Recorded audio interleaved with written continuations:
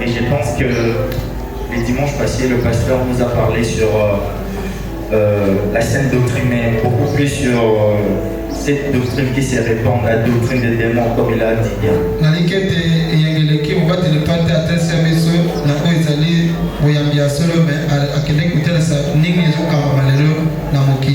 Et en partant de ce qu'il a dit l'autre fois, j'ai dit, bon, pourquoi ne pas continuer maintenant?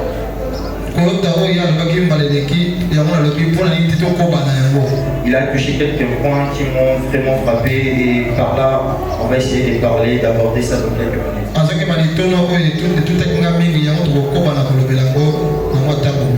Il nous a expliqué comment est-ce que la plupart des personnes ont abandonné la foi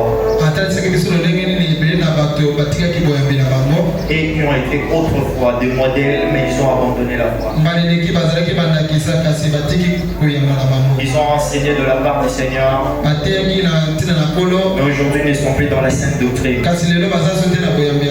Ils nous ont appris le premier pas, mais aujourd'hui ils ne sont plus dans la sainte doctrine. Aujourd'hui nous voulons parler pourquoi cela. Quelles sont les raisons en fait? Certainement il y en a plusieurs. Nous allons essayer de répertorier quelques-unes. Pourquoi est-ce que la plupart se sont égarés?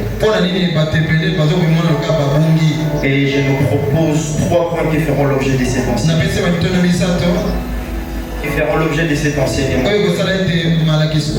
Pour comprendre pourquoi est-ce que ces personnes se sont égarées. Certainement, comme nous venons de le dire, il y a plusieurs raisons. Et nous ne serons pas d'aborder toutes ces raisons ici. Et j'en tire 3. Alléluia. La première des choses comme raison, c'est la fascination. Je vous prie de prendre Galates chapitre 3, le verset 1er. Galates 3, le verset 1er. C'est l'apôtre Paul qui parle. Il dit aux Galates, dépourvus de sens, qui vous a fasciné, vous aux yeux de qui Jésus a été peint comme crucifié. Ça c'est la version Louis II. Et la version Semeur dit ceci: aux Galates, insensés, qui vous a envoûté. Nous voulons parler de la fascination comme premier point. C'est qui a causé l'égarement de plusieurs. Ou c'est que nous disons envoûtement en fait. Le sortilège. La fascination. Et on a touché plus le livre de Genèse pour nous faire comprendre les textes et pourquoi est-ce que nous parlons de ça. Et si nous essayons de voir l'histoire avec elle, entre elle et le diable dans le jardin,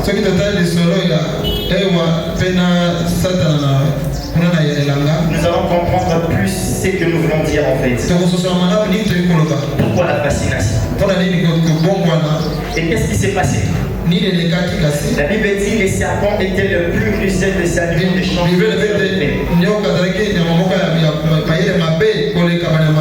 dit à la femme, est-ce que Dieu a-t-il réellement dit de ne pas manger les arbres du fruit du jardin?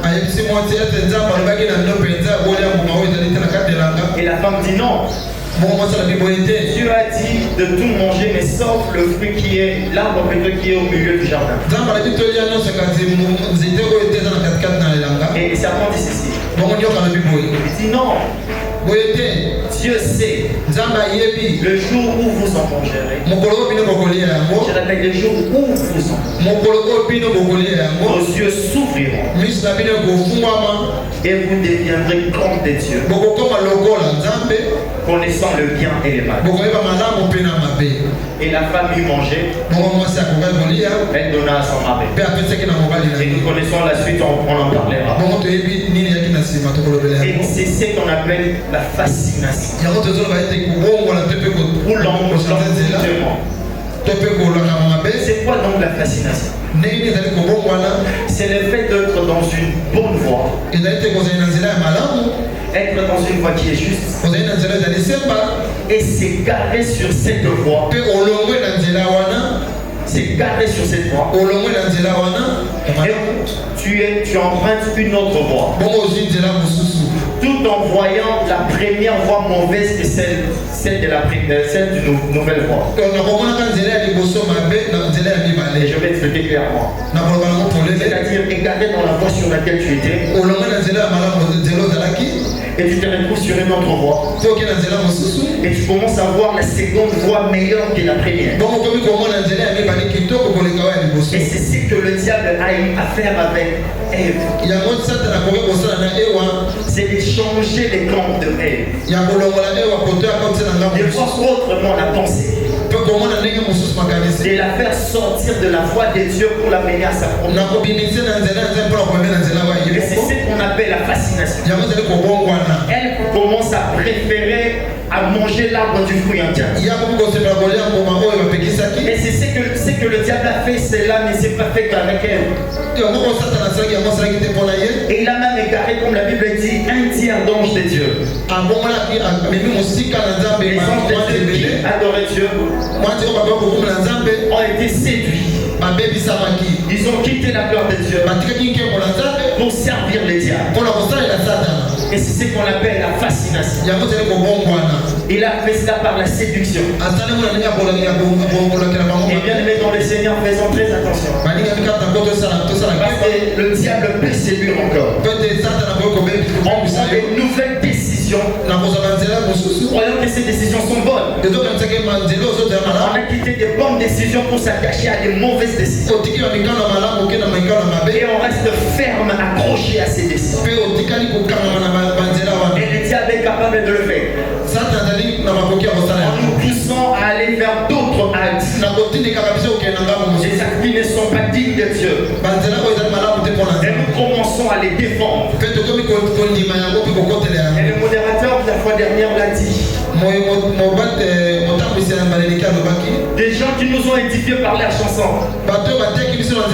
Et nous connaissons l'histoire ces derniers temps. Qu'est-ce qui passe sur ce qui circule sur les nets? Comment est-ce qu'on commence à défendre l'homme à la place de Dieu? Ça, c'est la fascination.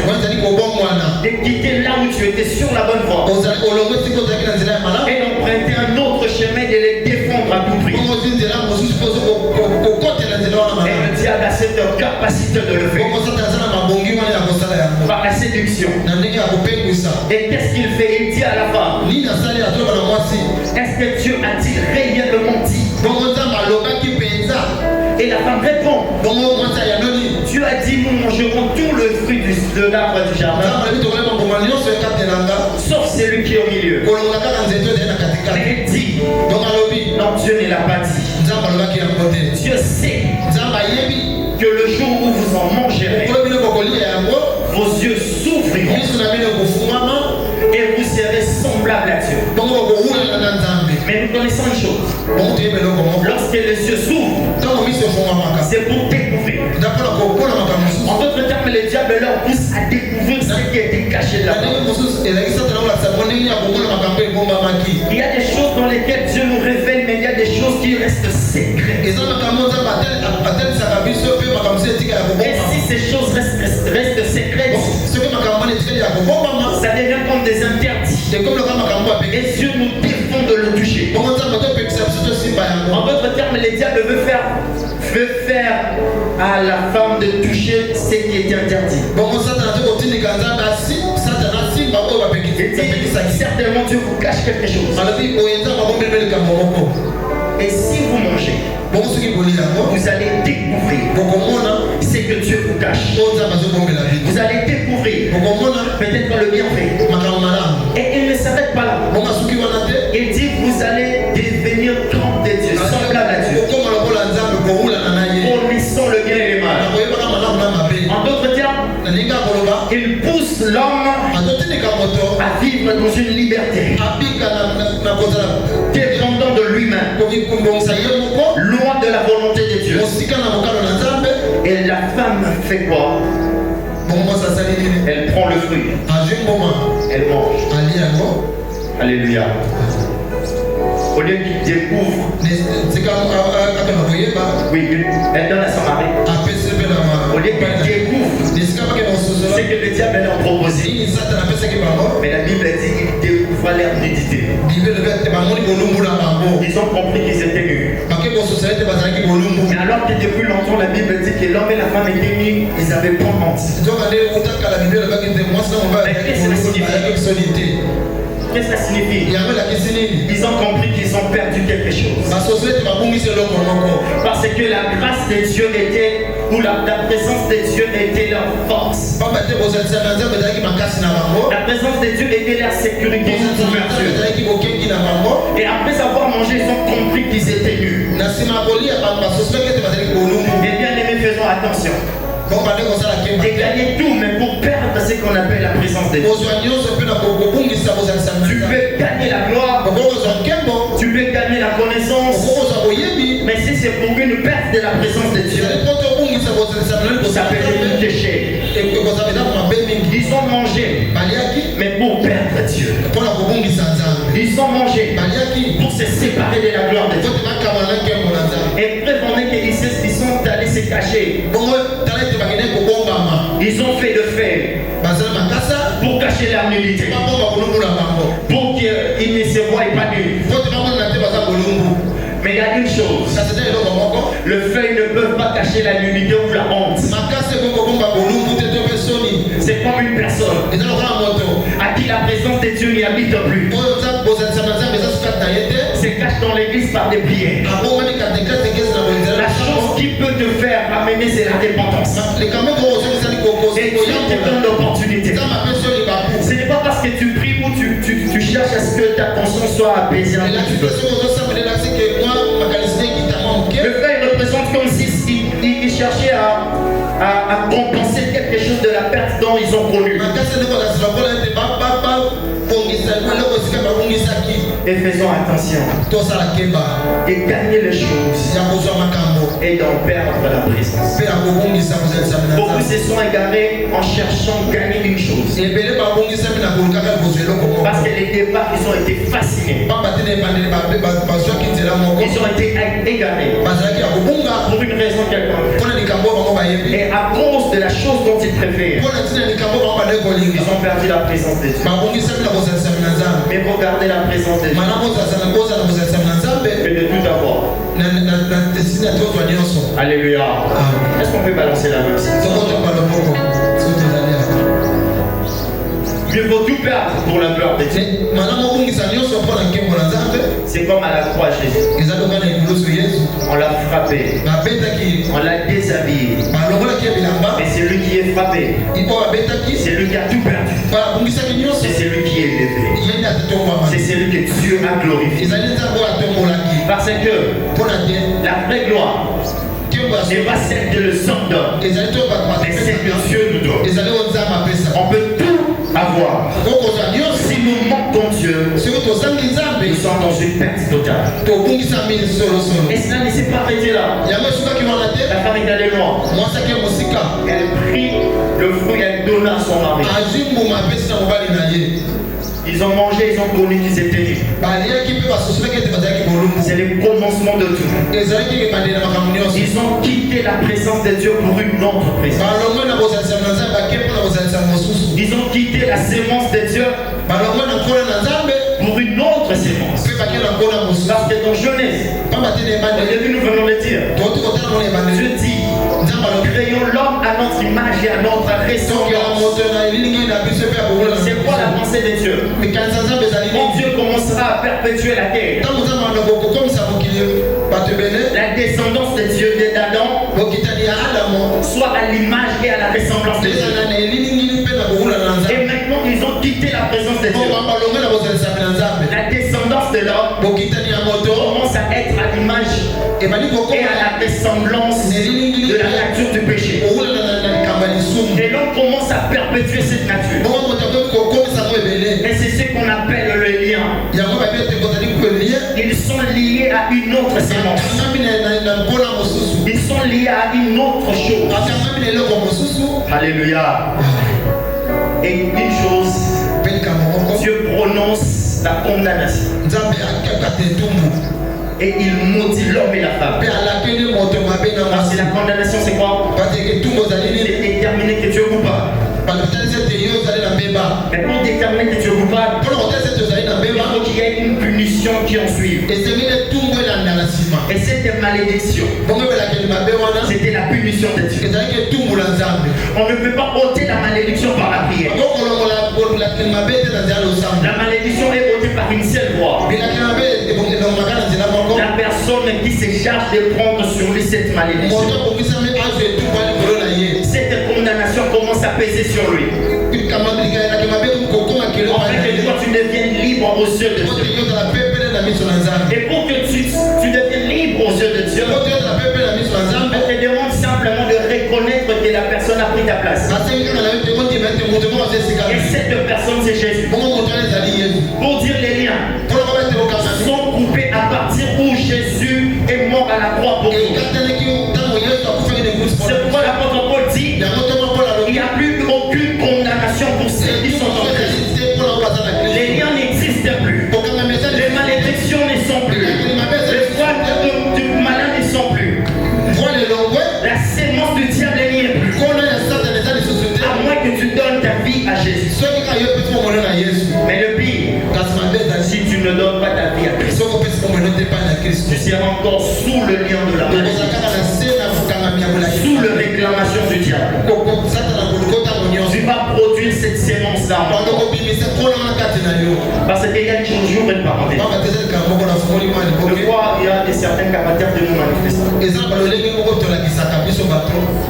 Et je prends plus sur le plan biblique. Nous verrons une chose. Le fils d'Adam, comment il s'appelle? Caïn, oui. Caïn fut à son frère. Mais nous allons voir une chose, frère.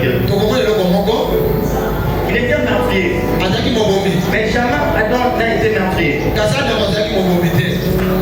Mais comment c'est Caïn devenu meurtrier?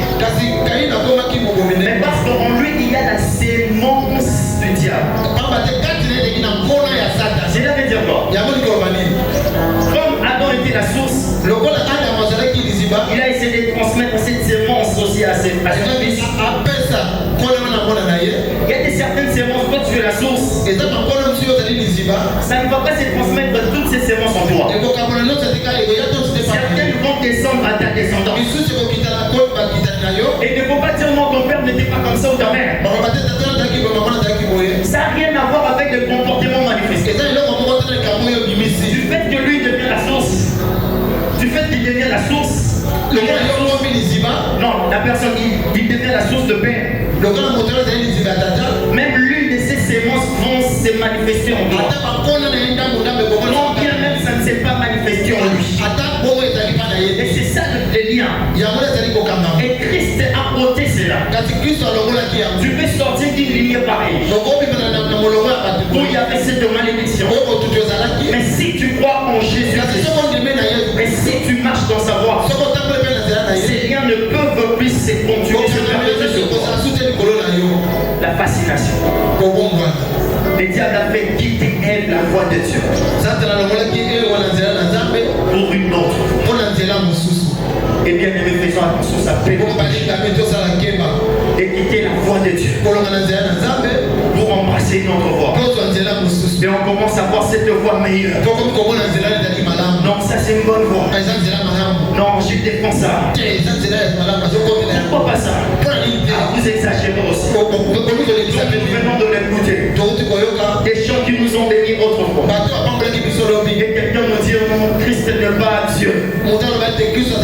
Je préfère l'homme à la place de Christ.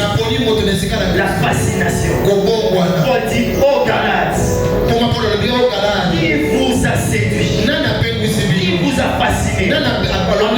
Qui vous a changé de vie? Vous qui étiez en Christ. Et comment vous êtes dévié? Alléluia. Nous prenons le deuxième point pour être rapide. La deuxième des choses, ce qui occasionne beaucoup plus pour que les gens s'égarent. Il n'y a pas que la fascination. Il y a un terme qui lui est semblable. C'est qu'on appelle l'aveuglement. Prenons Matthieu 16 à 33. Peut-être nous n'aurons pas le temps de le lire. Je vais expliquer le passage. Jésus, devant ses disciples, il leur pose la question. Il dit ceci. Qu'est-ce que les gens pensent de moi? Ils ont dit, certains disent que tu es Élie, tu es un des prophètes. Et vous, que pensez-vous? Pierre répondit, tu es le fils de Dieu. Et dit Pierre, ce n'est pas la chair et le sang, mais c'est mon Père qui est dans les cieux qui te l'a révélé. Il dit, tu es Pierre, sur cette pierre j'ai bâti mon église. Il dit, je te remets même les clés de l'église. Ce que tu lieras sur la terre sera lié dans les cieux. Et les portes de l'enfer ne prévaudront point contre elle. Après avoir reçu toutes ces promesses,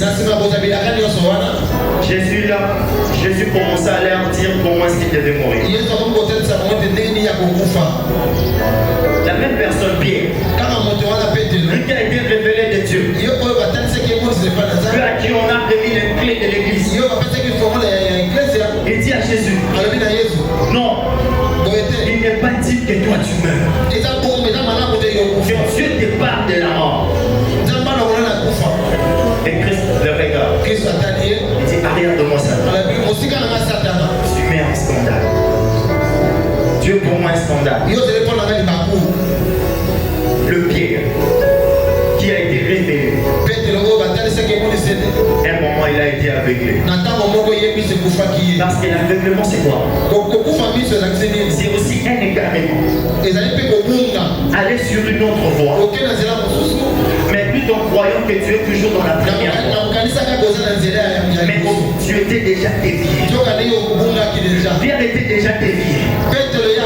Il était déjà aveuglé. Et il pensait qu'il était dans la bonne voie de Dieu. Il pensait que cette église était correcte. Alors qu'il était déjà aveuglé. Il pensait que la proposition qu'il faisait à Christ était la meilleure. Des fois ça peut nous prendre. Nous sommes déjà égarés. Nous sommes déjà loin du Seigneur. Mais nous croyons que nous sommes toujours là. Et nous croyons que ça nous posons, nous fait voir que nous sommes toujours là. Pierre pensait qu'il était en Christ alors qu'il était dévié de la mission. Parce que la mission de Christ, c'était de mourir pour sauver l'humanité. Mais Pierre dit à Christ, il lui dit, tu ne mourras pas. Il ne comprend plus la volonté de Dieu. Parce que le diable peut aussi nous aveugler. Il peut égarer. Alléluia. Il a égaré Pierre. En touchant à ces passages à la fin, 1 Pierre 5. Celui qui était égaré autrefois, il nous dit, soyez sobre. Car votre adversaire, le diable, il rôde comme un lion. Il cherche qui peut. Soyez très sobre. Il a été égaré. Lors de la volonté de Dieu. En croyant qu'il est dans la bonne. Combien de personnes ne sont pas égarées? Peut-être que nous pouvons en percevoir parce que nous avons compris que l'Esprit de Dieu agit encore en nous. Beaucoup sont égarés. Beaucoup sont aveuglés. Ils ne voient plus la voie. Ils ne comprennent plus la volonté de Dieu. Ils pensent que là où ils sont, c'est la meilleure. Ils pensent que ces décisions qu'ils sont en train de prendre, c'est la bonne décision. Et Dieu est pour ces décisions. Alors qu'ils sont déjà égarés. Ils sont loin du Seigneur. Et troisièmement, comment le diable peut réussir son coup pour dévier plusieurs. C'est qu'ils nous ont autrefois édifiés et s'écarter de la bonne voie. Troisièmement, les diables passent souvent par un égaré pour égarer quelqu'un. Il passe par celui qui est égaré et pour égarer quelqu'un. Et j'ai plus toujours jeunesse pour que nous comprenions. La Bible est claire. Le diable n'a pas séduit l'homme. Il a séduit la femme en connaissance de cause. Il n'est pas passé par l'homme. Et je vais nous le dire. Il passe par la femme. Parce qu'il sait une chose. L'homme sait. Le diable, je vais expliquer, le diable est entré dans le serpent. Et la Bible dit que le serpent était le plus rusé de tous les animaux de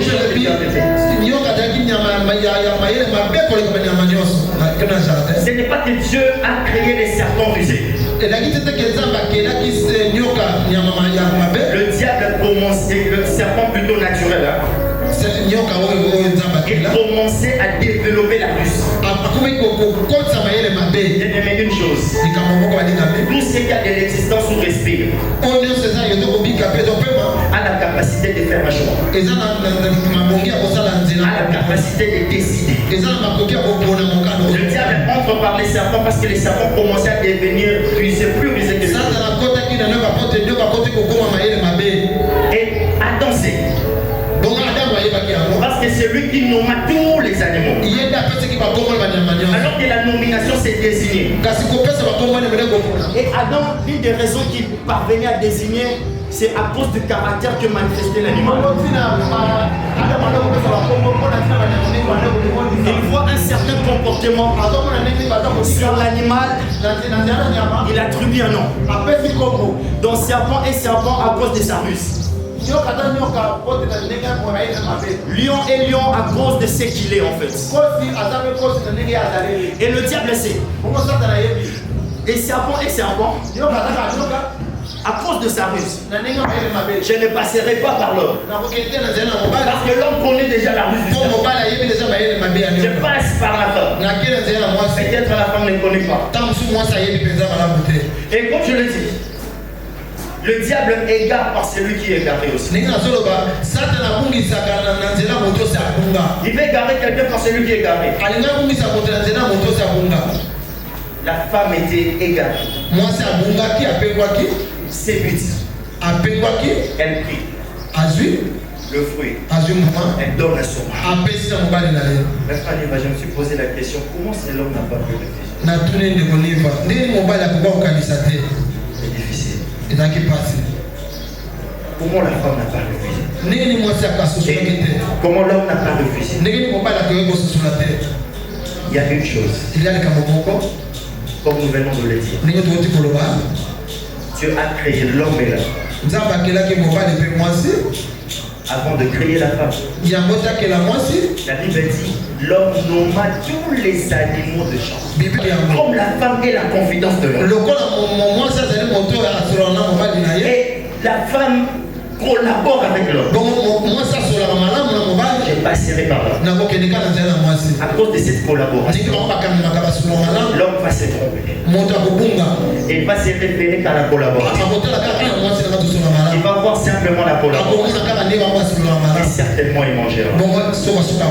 Et il a touché à son cou, il a réussi. La femme était la collaboratrice de l'homme. La conjointe de. J'ouvre une parenthèse. C'est pourquoi lorsqu'on se marie, on ne marie pas n'importe qui. La personne avec qui vous devez conjoindre. Spirituellement, moralement, émotionnellement. Pas n'importe qui. La personne avec qui vous vous unissez. Vous partagez la même foi religieuse. Si le diable a réussi à avoir deux personnes créées à l'image de Dieu. Et à combien plus forte raison lorsqu'il y a discordance de religion et de doctrine. Lorsqu'on n'a pas la même pensée, quel sera le ménage? C'est pourquoi une chose bien aimée, cherche à ce que l'homme ou la femme soit de la même foi que toi, ayant la même confession. Ça va épargner de beaucoup de risques, beaucoup de choses, mais également aussi il ne faut pas simplement se fier parce que c'est ta conjointe. Beaucoup sont égarés parce que celui-là était son confident.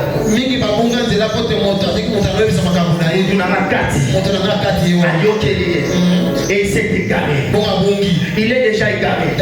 Et le diable passe par lui. Parce que c'est ton proche. Et il passe par toi et tu seras égaré.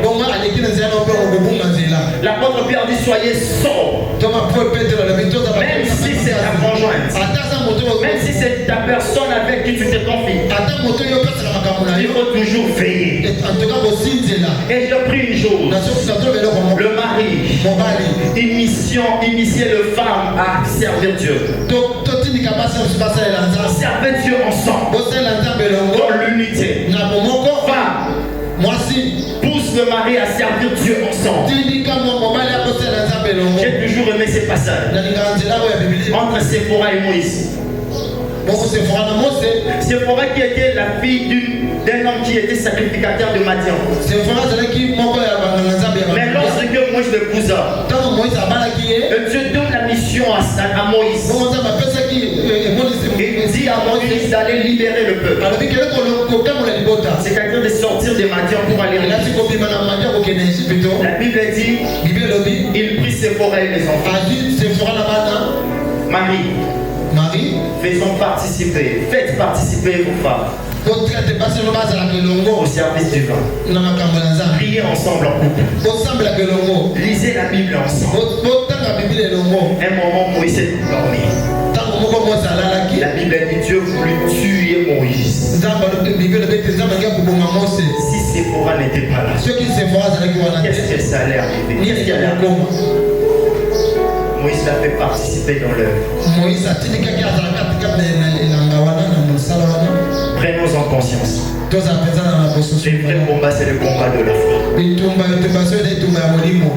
diable cherche à égarer à plusieurs fois. Ceux qui prêchaient ne le sont plus encore. Ils cherchent à discréditer le message. Il ne combat pas d'abord ta santé. Il passe à ta santé pour réunir la foi. Son but premier, ce n'est pas les finances. Les finances, c'est un moyen pour détourner ta foi. Le combat, c'est un seul. C'est le combat de la foi. J'ai combattu le bon combat. J'ai gardé la foi. J'ai achevé la course. Et je finis ici. Pierre nous dit soyez sobres. Veillez. Car votre adversaire, les diables, rôde pour même. Il rugit. Et il cherche qui va dévorer. Et l'image que l'apôtre nous donne, C'est un lion dans la savane. Ses proies sont en train peut-être de brouter quelque part. Comment je prends l'exemple de quelques bêtes sont en train de manger là. Et le cerveau est en train de voir. Et le lion. Les lions sont en train de voir. Et la Bible dit qu'il rôde. Rôder, c'est-à-dire aller et ça et là. Voir qui peut dévorer. Il dit pendant qu'ils sont en train de manger, qui est celui qui est distrait? Qui est celui que je peux capter facilement? Mais le principe est celui-ci. Même nous le souvent dans des documentaires. Même le lion, quand il cherche à attraper une proie, quand bien même les animaux sont distraits, il ne prendra qu'un seul bête. C'est pareil au diable. Quand le diable cherche à attraper, même si tous sont dans la distraction, il prendra d'abord le premier. Si ça continue, il passera